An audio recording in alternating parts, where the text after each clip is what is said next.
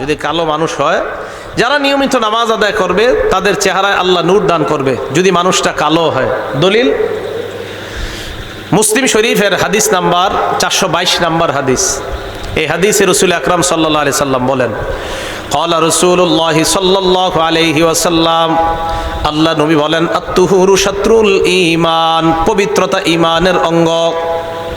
ওয়ালহামদুলিল্লাহি তামলাউল মিজান, পড়েন তো আলহামদুলিল্লাহ। নবীজি বলেন, যারা আলহামদুলিল্লাহ পড়ছি আমরা, মিজানের পাল্লাকে আল্লাহ ভরে দিছে সওয়াব দ্বারা। এরপর নবীজি সাল্লাল্লাহু আলাইহি সাল্লাম বলেন, ওয়া সুবহানাল্লাহি ওয়ালহামদুলিল্লাহি তামলাআনে মা বাইনাস সামাওয়াতি ওয়াল আরদ। এবার পড়েন সুবহানাল্লাহ, আলহামদুলিল্লাহ। আল্লাহ নবী বলেন, যারা তোমরা সুবহানাল্লাহ পড়লা, আলহামদুলিল্লাহ পড়লা, আসমান জমিনের মাঝে যেই ফাঁকা জায়গা, এই ফাঁকা জায়গা নেকিতে আল্লাহ পরিপূর্ণ করে দেয়। তাহলে সুবহানাল্লাহ, আলহামদুলিল্লাহ এই দুইটা পড়লে আসমান জমিনের মাঝে যেই ফাঁকা জায়গা, এই ফাঁকা জায়গাটা পূরণ করে দেয় কে? আল্লাহ। আর আলহামদুলিল্লাহ বললে মিজানের পাল্লা আল্লাহ আমল দ্বারা, নেকি দ্বারা পরিপূর্ণ করে দেয়।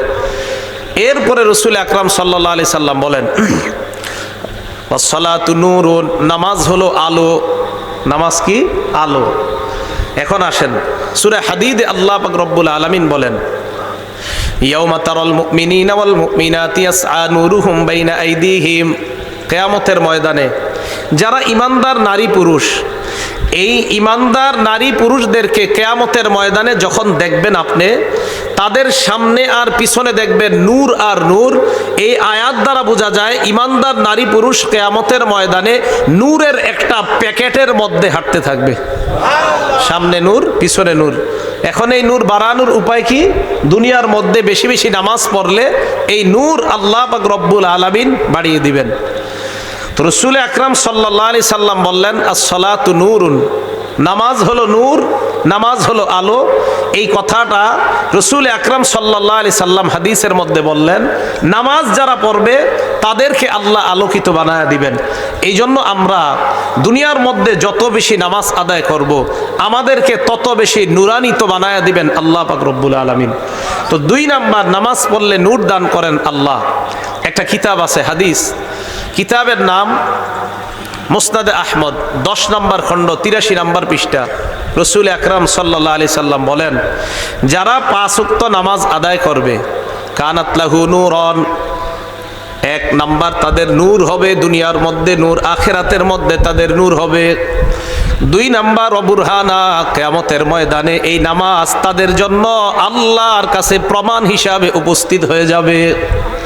3 নাম্বার ওয়ানাজাতান ইয়াউমাল কিয়ামাহ, আল্লাহ নবী বলেন, যারা নামাজ পড়বে কিয়ামতের ময়দানে জাহান্নামের মুক্তির সনদ হিসাবে এই নামাজ উপস্থিত হয়ে যাবে। 1 নাম্বার নূর, নামাজ হবে আলো। 2 নাম্বার অবুরহানা, নামাজ হবে দলিল কিয়ামতের ময়দানে। 3 নাম্বার ওয়ানাজাতা, নামাজ কিয়ামতের ময়দানে জাহান্নাম থেকে মুক্তির সনদ হিসাবে উপস্থিত হয়ে যাবে। এবার আসেন 3 নাম্বার, দুনিয়ার মধ্যে যারা নামাজ পড়বে তাদের সব আমল শুদ্ধ, আর যারা নামাজ পড়বে না তাদের সব আমল বরবাদ হয়ে যাবে।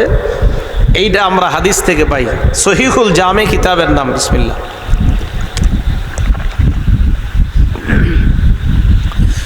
2573 নাম্বার হাদিস। এই হাদিসে রাসূল আকরাম সাল্লাল্লাহু আলাইহি সাল্লাম বলেন, আউয়ালু মা ইউহাসাবু বিহিল আবদু ইয়াউমাল কিয়ামাতিস সালাহ, কিয়ামতের ময়দানে ইবাদতের মধ্যে সর্বপ্রথম হিসাব হবে নামাজের। নবীজি বলেন, ফাইন সালাহাত সালাহা সাইরু আমালি, কারো যদি নামাজ শুদ্ধ হয়ে যায় তার অন্যান্য আমলগুলা শুদ্ধ। ওয়া ইন ফাসাদাত ফাসাদা সাইরু আমালি, কারো যদি নামাজ অশুদ্ধ হয়ে যায় কিয়ামতের ময়দানে তার সব আমল অশুদ্ধ হয়ে যাবে। বলেন নাউজুবিল্লাহ। হাদিসের মাধ্যমে বোঝা যায়, একদল মানুষ তারা বলে আমরা নবীর উপর দুরূদ পড়ি, কিন্তু নামাজ পড়ে না, জোহর পড়ে না, আসর পড়ে না, মাগরিব পড়ে না। আল্লাহ নবীর হাদিস দ্বারা বোঝা যায়, নামাজ যদি না পড়ে অন্যান্য আমল করে তাহলে অন্যান্য আমলের কোনো মূল্য থাকে না। নবীজি বললেন, যাদের নামাজ শুদ্ধ কিয়ামতের ময়দানে অন্যান্য আমল শুদ্ধ হওয়ার জন্য প্রথম শর্ত নামাজ শুদ্ধ হওয়া। যাদের নামাজ অশুদ্ধ তাহলে তাদের সমস্ত আমলগুলো অশুদ্ধ হয়ে যায়। আল্লাহ আমাদের সকলকে নামাজ যেন আমরা প্রতিনিয়ত 5 ওয়াক্ত নামাজ আদায় করতে পারি, আল্লাহ তৌফিক দান করেন। নামাজ পড়ার 4 নাম্বার উপকারিতা, যারা নিয়মিত 5 ওয়াক্ত নামাজ আদায় করবে আল্লাহ পাক রব্বুল আলামিন নিজ জিম্মায় তাদেরকে জান্নাত দান করবেন। আবু দাউদ শরীফ হাদিস নাম্বার 1420 নাম্বার হাদিস। এই হাদিসে রাসূল আকরাম সাল্লাল্লাহু আলাইহি সাল্লাম 5 ওয়াক্ত নামাজের আলোচনা করার পর নবীজি বলেন, মান হাফাজ আলাইহা, কোন ব্যক্তি যদি নিয়মিত 5 ওয়াক্ত নামাজ আদায় করে, ফজর নামাজ ছেড়ে দেয়, এরকম নাকি? নবীজি বলেন 5 ওয়াক্ত নামাজ যারা নিয়মিত আদায় করবে, আল্লাহ নবী বলেন কানা লাহু আলাল্লাহি আহদুন, হাদিসের মধ্যে বলেন মান জাআ বিহিন্না, 5 ওয়াক্ত নামাজ যারা নিয়মিত আদায় করবে, এই 5 ওয়াক্ত আদায় করার সময় আল্লাহ নবী বলেন লাম ইউদাইয়্যা মিনহুন্না শাইআন ইস্তিগফাফান বিহিন্না, 1 ওয়াক্ত নামাজ অবজ্ঞা করে ছেড়ে দিবে না, কিয়ামতের ময়দানে আল্লাহ পাক রব্বুল আলামিন নিজ জিম্মায় ওই বান্দাকে জান্নাতের মেহমান বানায়া দিবেন। 4 নাম্বার, যেই ব্যক্তি নামাজ আদায় করবে আল্লাহ পাক রব্বুল আলামিন নিজ জিম্মায় তাকে জান্নাতের মেহমান বানায়া দিবেন। 5 নাম্বার, নামাজ যেই ব্যক্তি আদায় করে এই ব্যক্তির অন্তরের মধ্যে যদি অস্থিরতা থাকে, এই অস্থিরতা থেকে আল্লাহ তাকে মুক্তি দান করেন। সূরা মাআরিজ আয়াত নাম্বার 19 থেকে 23 নাম্বার আয়াত, আল্লাহ বলেন ইন্নাল ইনসানা খুলিকা হালুআ, মানুষকে সৃষ্টি করা হয়েছে অস্থিরতা দিয়া, মানুষ সৃষ্টিগতভাবে অস্থির। এই অস্থিরতা কাদের মধ্যে থাকবে না? আল্লাহ বলেন ইল্লাল মুসাল্লিন, যারা নামাজ পড়বে নিয়মিত তাদের অস্থিরতা আল্লাহ পাক রব্বুল আলামিন দূর করে দিবেন। 6 নাম্বার, যারা নামাজ পড়বে তাদেরকে নামাজ অশ্লীলতা এবং অপছন্দনীয় কাজ থেকে বাঁচিয়ে রাখবে। দলিল সূরা আনকাবুত আয়াত নাম্বার 45, আল্লাহ পাক রব্বুল আলামিন বলেন ইন্নাস সালাতা তানহা আনিল ফাহশাই ওয়াল মুনকার, নিশ্চয়ই নামাজ নামাজিকে অশ্লীলতা এবং অপছন্দনীয় কাজ থেকে ফিরিয়ে রাখে। এটা কিভাবে দেখেন, অনেকে আমরা বলি আমরা নামাজ পড়ার পরেও খারাপ কাজ করি, কেন ছাড়তে পারি না? আচ্ছা আপনাদেরকে বলি, যারা জুমার নামাজ পড়েন শুধু সপ্তাহে 1 দিন, মাঝে 6 দিন যারা নামাজ পড়েন না, কিন্তু যদি 6 দিন নামাজ পড়েন, 5 ওয়াক্ত নামাজ যারা নিয়মিত পড়ে, ধরে নেন 1.5 ঘন্টা লাগে 5 ওয়াক্ত নামাজ পড়তে, এই 1.5 ঘন্টায় 6 দিনে কয় ঘন্টা হয়? 9 ঘন্টা। 1.5 ঘন্টা করে হলে 6 দিনে কয় ঘন্টা হয়? 9 ঘন্টা। 9 ঘন্টা যদি আপনি মসজিদে থাকেন তাহলে এটা তো নিশ্চিত যে এই 9 ঘন্টা আপনার কোনো গুনাহ হবে না। তো নামাজ আপনাকে অশ্লীলতা থেকে ফিরায় রাখে, অপছন্দনীয় কাজ থেকে ফিরায় রাখে, এই কথা সত্য। আপনি নামাজে যে গেলেন, নামাজে যেই মনে করেন আজকে এশার নামাজ পড়লেন, এশার নামাজ পড়লেন 25 মিনিট লাগলো পুরা, একজন নামাজের পরে আপনাকে বলল যে একটু তালিমের মধ্যে বসেন, তালিমে বসার পর আপনার মন না চাইলেও বসে রয়েছেন আরো 25 মিনিট, তো আগের 25 আর 25-এ কত হলো? তাইলে 50 মিনিট তো আপনি গুনাহ করেন নাই। এই জন্য নামাজিকে অশ্লীলতা আর অপছন্দনীয় কাজ থেকে হেফাজত করে, এটা সত্য কথা। মসজিদে আমরা যতক্ষণ থাকবো ততক্ষণ যে আমাদের কোনো গুনাহ হয় না, এটা তো সত্য কথা। ততক্ষণ আমরা কেউ অশ্লীল কোনো কর্ম করি না, কাজ করি না। এই জন্য আল্লাহ পাক রব্বুল আলামিন বললেন নিশ্চয়ই নামাজিকে অশ্লীলতা এবং অপছন্দনীয় কাজ থেকে হেফাজত করে। 7 নাম্বার, মাগফিরাতুল লিল মাআসি, যারা নামাজ পড়বে তাদের আগের সব গুনাহ আল্লাহ মাফ করে দেয়।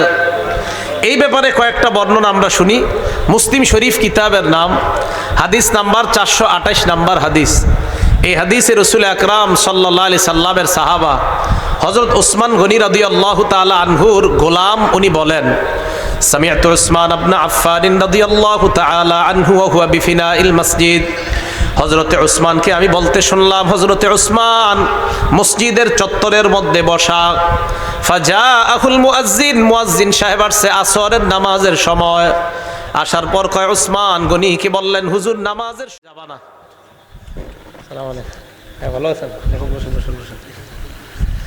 যে এলাকায় মহামারী লাগে ওই এলাকা থেকে পলায়ন করবা না, ওই এলাকায় থাকো, ওই এলাকা থেকে। দেখেন কয়দিন আগে আমাদের দেশে কি হয়েছে, করোনা ভাইরাস, ঠিক না? তখন বিশ্ব স্বাস্থ্য সংস্থা আইন করছে, কি আইন? লকডাউন দাও, মানুষ যেন বাহিরে না যায়। এটা বিশ্ব স্বাস্থ্য সংস্থা এখন করছে। আমাদের নবীজি 1500 বছর আগে এই নিয়ম বলে গিয়েছে। অতএব সারা দুনিয়ার অমুসলিমরাও স্বীকার করা দরকার, আমাদের নবীজি মানুষের মাঝে শ্রেষ্ঠ গবেষক। কারণ নবীজি 1500 বছর আগে যেটা বলে গেছে, এখন বিশ্ব স্বাস্থ্য সংস্থা এই গবেষণা করে এটা এখন জানাইছে। তাহলে 7 নাম্বার, কোন এলাকায় মহামারী লাগলে এলাকা থেকে বের হওয়া যাবে না। 8, 9, 10 নাম্বারটা মন দিয়ে শোনেন। ওয়ানফিক আলা তাওলিকা মিন ইয়ালিক, ওয়ানফিক আলা ইয়ালিকা মিন তাওলিক। তুমি তোমার সামর্থ্য অনুযায়ী পরিবারের উপর খরচ করো। আপনার 15,000 টাকা বেতন, আপনার ছেলে 15,000 টাকা দামের একটা মোবাইল চাইছে, বেতন কত, মোবাইলের দাম কত, তো বাকিগুলো কি চুরি করবেন? আপনার তো 15,000-এর সংসার চলে। তো 8 নাম্বার, তুমি তোমার পরিবারের উপর সাধ্য অনুযায়ী খরচ করো। 9 নাম্বার, ওয়ালা তারফা আনহুম আসাকা আদাবা, শাসনের লাঠি কখনো তাদের থেকে উঠায় আনিবা না। শাসনের লাঠি বলতে আপনার বিবির মনে যেন এই ভয় থাকে যে আমি নামাজ না পড়লে আমার স্বামী অন্তত সব বিষয়ে আপোষ করলে নামাজের সাথে আমার সাথে কোনো আপোষ করবে না, নামাজ পড়তে হবে। এটা হলো শাসনের লাঠি। আপনার সন্তান যেন আপনাকে ভয় পায় যে আমার বাবা নামাজ না পড়লে অন্তত আমার উপর রাগ করবে, এই ভয়টা যেন পায়। 10 নাম্বার, আখিফহুম ফিল্লাহি আজ্জা ওয়াজাল, তাদেরকে আল্লাহর ব্যাপারে ভয় দেখাও। কার ব্যাপারে ভয় দেখাও? আল্লাহর ব্যাপারে। তো বলছিলাম নামাজের 7 নাম্বার উপকারিতা, নামাজ পড়লে আল্লাহ পাক রব্বুল আলামিন সগীরা গুনাহগুলো মাফ করে দেয়, কবিরা গুনাহ ছাড়া। আল্লাহ যেন আমাদের সকলকে 5 ওয়াক্ত নামাজ আমরা প্রতিনিয়ত জামাতের সাথে মসজিদে আদায় করতে পারি, আল্লাহ তৌফিক দান করেন। 8 নাম্বার, নামাজ পড়লে রফউদ দারাজাত, আল্লাহ মর্যাদা বাড়ায়া দেয়। মুসলিম শরীফের 480 নাম্বার হাদিস, মন দিয়ে একটু শুনি আমরা। আমার ডান পাশে যিনি এসে বসছে, একটু শোনেন আপনারা। উনি কোত্থেকে আসছে জানেন? হ্যাঁ, উনি ময়মনসিংহ থেকে আসছে। কোত্থেকে? ময়মনসিংহ থেকে আসছে।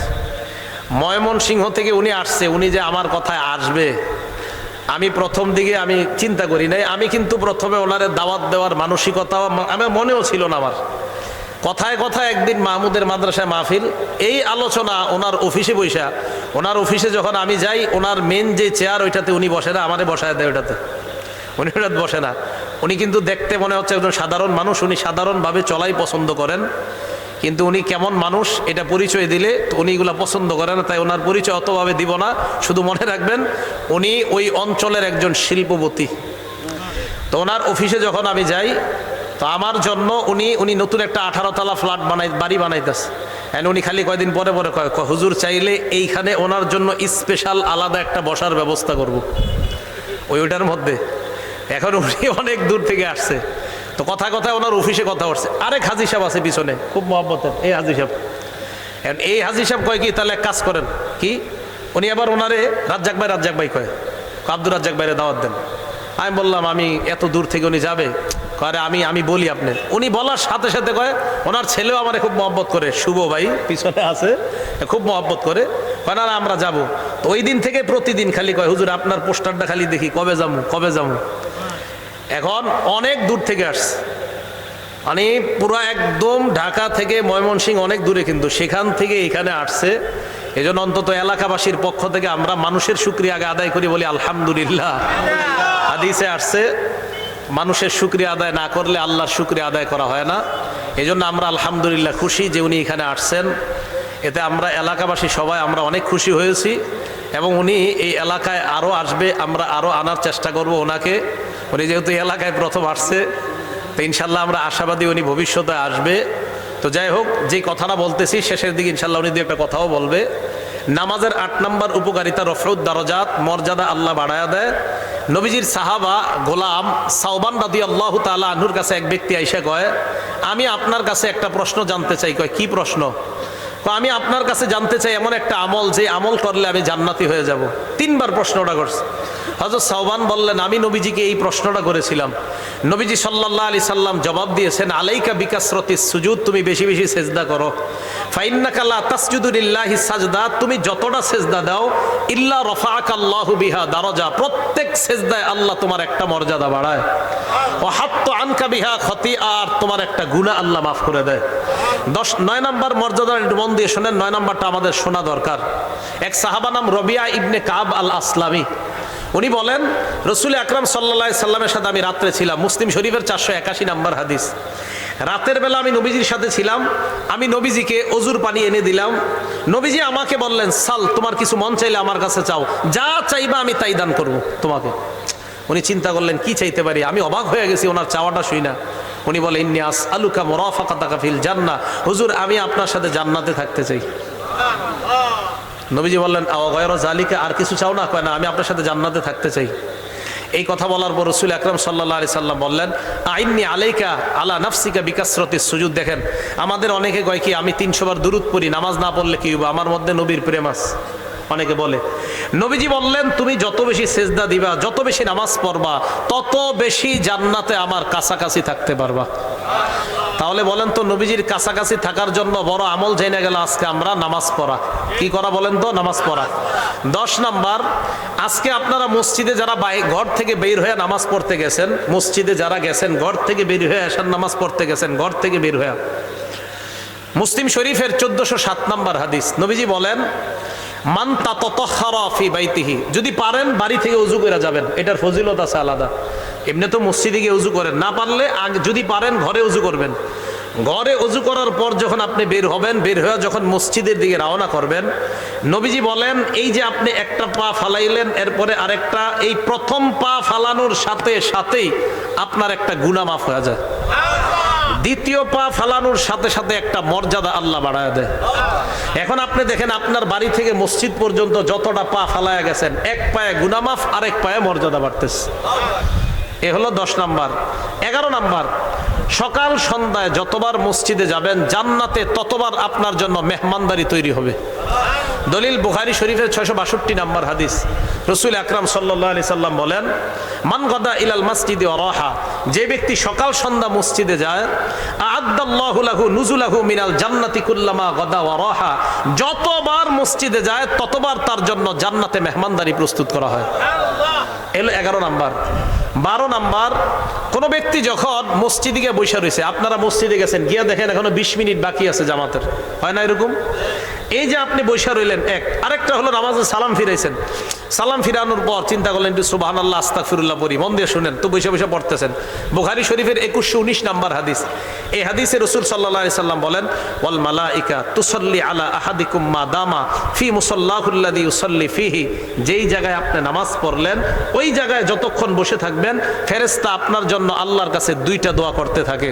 1 নাম্বার, আল্লাহুম্মা সাল্লি আলাইহি, আল্লাহ আপনার এই বান্দাটা মসজিদে বসে রয়েছে, তার উপর আপনি শান্তি নাজিল করেন।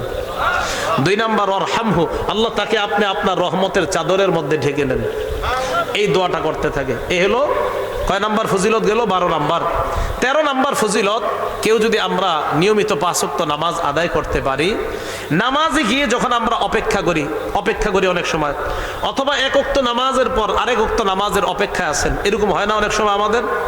মুসলিম শরীফের 475 নাম্বার হাদিস, নবীজি বলেন, 3টা কাজ করলে তার গুনাহ মাফ হয়, তার মর্যাদা বাড়ে, তার বারবার মর্যাদা বাড়তে থাকে। 1, ইসবাগুল ওযুই আলাল মাকারি, কষ্টের সময়ও যারা উযু করে, কষ্ট লাগতেছে, শীত প্রচন্ড, এরপরে উযু করে, 1 নাম্বার।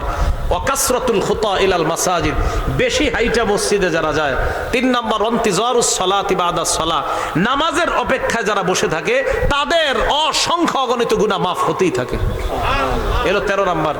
14 নাম্বার, যে ব্যক্তি নামাজে যান, আপনারা ঘর থেকে পবিত্র অবস্থায় যদি বের হন, আবু দাউদ শরীফের হাদিস, আপনি বের হওয়ার পর নামাজে যখন গিয়ে দাঁড়াইলেন, আজরুহু কাজরিল হাজিল মুহরিমি, একজন ইহরাম বাইদা হজ করলে যেই সওয়াব, আল্লাহ ওই মুসল্লিকে সেই পরিমাণ সওয়াব দান করেন। নামাজ পড়ব তো ইনশাল্লাহ সবাই, আমরা আর দেরি করব না। 12:30 বেশি বেজে গেছে, 12টার মধ্যেই শেষ করার কথা ছিল। তো জানি পিসা